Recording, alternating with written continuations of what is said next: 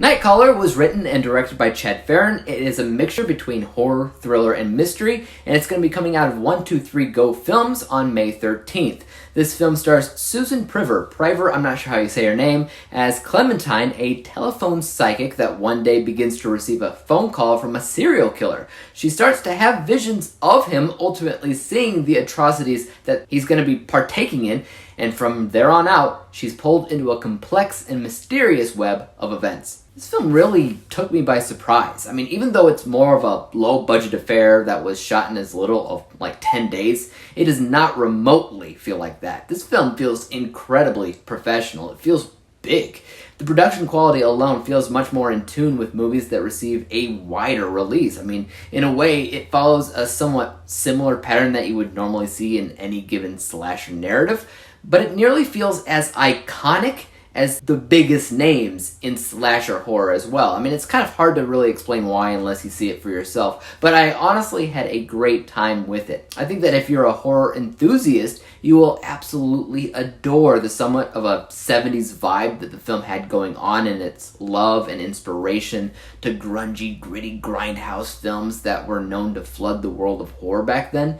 This was just like that, right down to the gore, right down to the practical effects, which were phenomenal. I almost got When a Stranger Calls or Scream vibes when it came down to the killer who was stalking this woman. The fact that she was a medium was also pretty interesting. It helped really flesh out who this killer was and why he was doing what he was doing little by little. And the killer himself has this really terrifying phone voice which effectively crawled under my skin anytime that he spoke in that raspy whisper. Very, very cool stuff. And he also has an MO which I will not ruin for you, but honestly it was diabolical. I love every second that this guy shows up. Cinematography, lighting, color, whoever was responsible for the way the world in this film looked, they did such a great job, especially given the fact that the production only took less than 2 weeks from start to finish. I mean, that's insanity to me. Insanity based off of how the film looks, which, honestly, I've seen blockbusters that have looked worse. If I had to point out any specific negatives in this film, it would just be that the psychic woman, she sees the killer in her visions, which is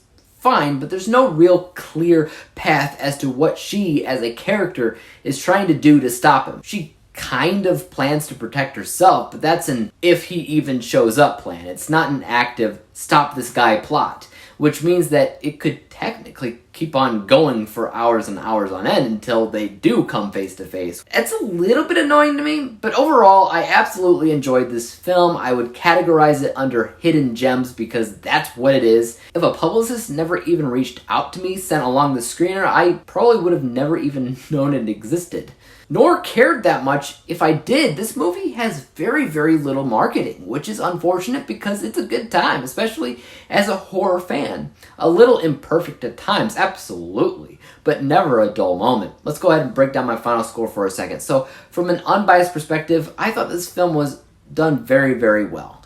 There are some issues, of course, when it comes down to maybe some writing. Like, the dialogue was great, especially whenever the killer talked, but the narrative didn't really break things down to a more specific or memorable story.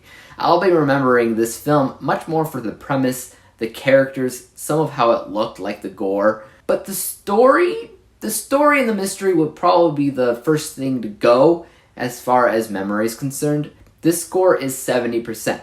As far as how I personally view the film, or my bias score, again, I had fun with the movie. I think that it surprised me in many ways, especially the production quality and practical effects. I was engaged, so I'm going to give this 78% for my bias score. Combining those two scores together, 70 and 78, we wind up with a final score for Nightcrawler, and that's 74%, 74 out of 100 possible stars, or a letter grade of B- on my letter grading scale. Now, guys, if you've seen Nightcrawler, I would love to hear your thoughts about it in the comment section down below. And as for YouTube, you guys know what to do. Hit that like, hit that subscribe button, hit the bell to be notified when I come out with my next review. And until then, peace out.